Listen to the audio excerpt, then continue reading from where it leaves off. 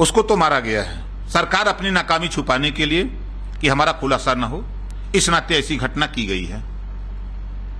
अपराधी था, उसको सजा मिलनी चाहिए थी। जब वो गिरफ्तार हुआ है तो उसको कोर्ट में पेश करना चाहिए, कानून के दायरे में। आप उसको फांसी देते, अगर दम है सरकार के पास तो उसको आतंकवादी पहले क्यों नहीं घोषित किया? अगर कोई मुसलमान, इस देश में कानून है कि मुसलमान अगर पुलिस के ऊपर पत्थर फेंक दे तो वो आतंकवादी हो जाएगा। अगर कोई हिंदू 10 पुलिस की गोली से भून दे तो गैंगस्टर हो जाता है, वो गैंगस्टर माना जाता है उसको। बाहरी देश, बाहरी प्रदेश, बाहरी सरकार, इसको तो उसी दिन आतंकवादी घोषित करना जिस दिन उन्होंने 8 सिपाहियों को शहीद किया था। लेकिन ये सरकार नहीं, सरकार उसको गैंगस्टर इस नाते कि वो हिंदू था।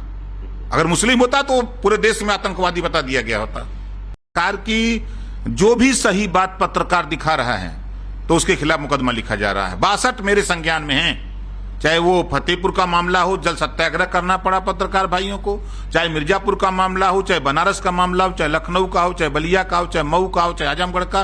62 मेरे सामने ऐसे सबूत हैं। जो सही बात कहा तो पत्रकारों के खिलाफ मुकदमा लिख दिया। आपने देखा कि अहमदाबाद में हाई कोर्ट के जज ने खाली इतना कह दिया कि जो वहां अस्पताल है, सिविल हॉस्पिटल, जो एशिया का नंबर 1 हॉस्पिटल है, उसको जो उसके विषय में जब वहां 300 से ज्यादा लोग पेशेंट मरे हैं तो कोर्ट ने सिर्फ इतना कह दिया कि ये काल कोठरी है।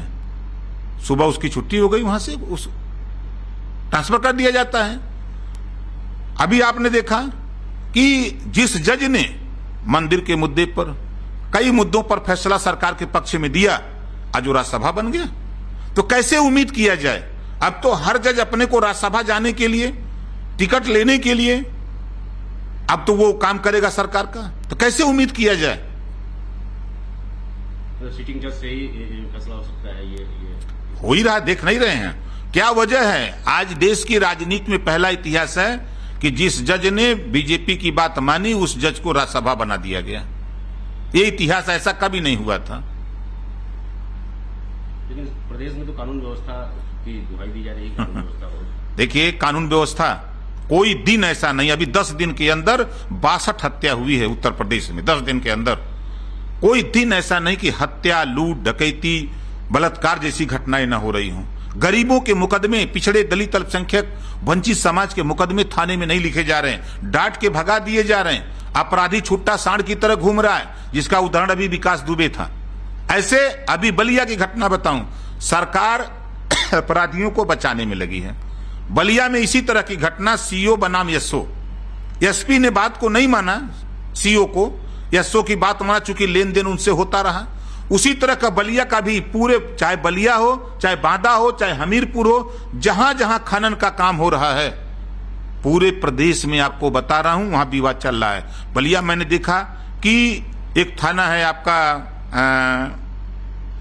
ये कोपाचेट, वहां सीओ और एसओ में झड़प हो गई। मामला उठा तो फिर बड़े अधिकारी जाके समझा दिए क्यों झगड़ा हो रहा है, लेन देन का। तो नीचे से लेके ऊपर तक सब रिश्वतखोरी हो रही है। आज उत्तर प्रदेश में जो नारा देकर के बीजेपी आई थी, भारतीय जनता पार्टी, कि ना भ्रष्टाचार ना गुंडाराज, अब ना हट गया, सरकार पाते ही ना हट गया। भ्रष्टाचार चरम पे है। कोई विभाग, 95 विभाग में कोई विभाग नहीं बचा है जहां भ्रष्टाचार न हो। और गुंडाराज तो आप देख रहे हैं कि आम आदमी सुरक्षित नहीं है, पुलिस नहीं सुरक्षित है। कल तक अपराधियों का काउंटर पुलिस करती थी, लेकिन बीजेपी, भारतीय जनता पार्टी की सरकार में अब अपराधी काउंटर कर रहा है पुलिस का। आपके सामने प्रमाण है। अब इससे ज्यादा सबूत हम क्या दे सकते हैं? तो जब पुलिस नहीं सुरक्षित, जो हमारी सुरक्षा के लिए लगी, वो खुद नहीं सुरक्षित है। अभी आपने देखा बनारस का, बनारस में बीजेपी के लोगों ने पुलिस वालों को मारपीट की। अगर उसमें मुकदमा लिख दिया तो एसपी की छुट्टी हो गई। ये है सरकार का खेल। आपने देखा 69,000 शिक्षक भर्ती, जब वहां का एसएसपी खुलासा किया कि 8,000 10,000 रुपया जांच मिली, 8 लाख 10 लाख रुपया लेके भर्ती हुई।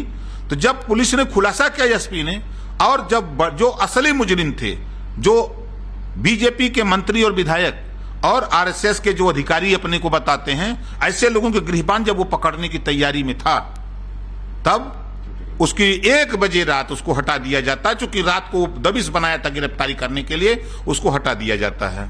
अब इससे बड़ा सबूत सरकार को हम क्या दें ये भ्रष्टाचारियों को, अपराधियों को बढ़ावा देने का काम करते हैं। अभी कानपुर बालिका गृह का देखिए, जब उसका खुलासा करने के लिए जिस अधिकारी ने शुरू किया, जब वो खुलासा शुरू किया तो उसको हटा दिया। कोई भी इनके कारनामे को सच्चाई अगर करना चाहेगा तो उसको खत्म, हटा दिया जाएगा।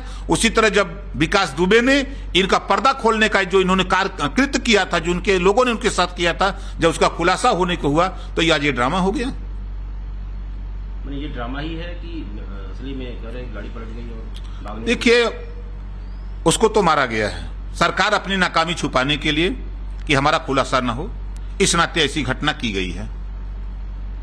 अपराधी था, उसको सजा मिलनी चाहिए थी। जब वो गिरफ्तार हुआ है तो उसको कोर्ट में पेश करना चाहिए, कानून के दायरे में। आप उसको फांसी देते, अगर दम है सरकार के पास तो उसको आतंकवादी पहले क्यों नहीं घोषित किया? अगर कोई मुसलमान, इस देश में कानून है कि मुसलमान अगर पुलिस के ऊपर पत्थर फेंक दे तो वो आतंकवादी हो जाएगा। अगर कोई हिंदू 10 पुलिस की गोली से भून दे तो गैंगस्टर हो जाता है, वो गैंगस्टर माना जाता है उसको। बाहरी देश, बाहरी प्रदेश, बाहरी सरकार, इसको तो उसी दिन आतंकवादी घोषित करना जिस दिन उन्होंने 8 सिपाहियों को शहीद किया था। लेकिन ये सरकार नहीं, सरकार उसको गैंगस्टर इस नाते कि वो हिंदू था। अगर मुस्लिम होता तो पूरे देश में आतंकवादी बता दिया गया होता।